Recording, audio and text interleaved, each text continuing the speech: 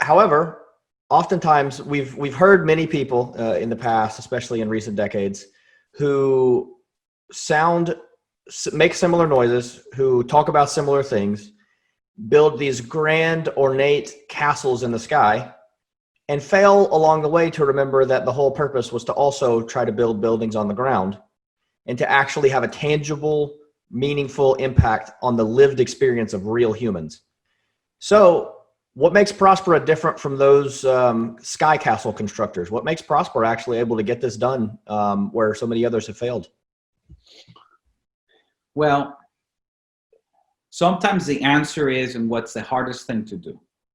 And I think that plays a role here, because the hardest thing that we've had to do in order to get this far, and we're still very much in the early stages, right, in a grand scheme of things. But the hardest thing has been to stay grounded on what works, as opposed to like in what works in the world as it is today. Basically, a certain healthy dosage of pragmatism and deep grounding on reality, not on just a fantasy world of how we wish things were. It's important to be detached from how the way things are so as to imagine the way they should be. But if you stay in that fantasy world, you're just, writing a novel, a fiction novel, and that's fine. I mean, like, I enjoy reading fiction novels, and it's entertaining, it's inspiring. I have been deeply inspired by many thought leaders, living and dead, that have envisioned a world of utopia.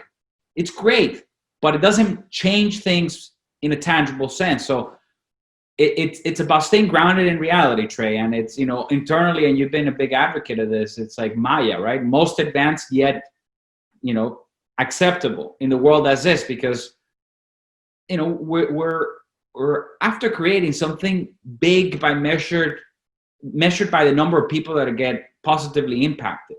You cannot do that without a large enough common agreement by those who want to participate and those who are necessary to enable it, or at least not stop it. So shared agreement is key to what we're doing. It's kind of like this invisible ingredient that sometimes people who think about utopia miss, and that is, it has to be agreeable to like the world as is largely, or else you're just in the world of fighting another revolution and imposing by force the idea you think is better, which in our world, the moment you have to force people to accept a better idea, you kind of miss the point. If it's a better idea, it should be adopted by choice, and therefore has to be agreeable.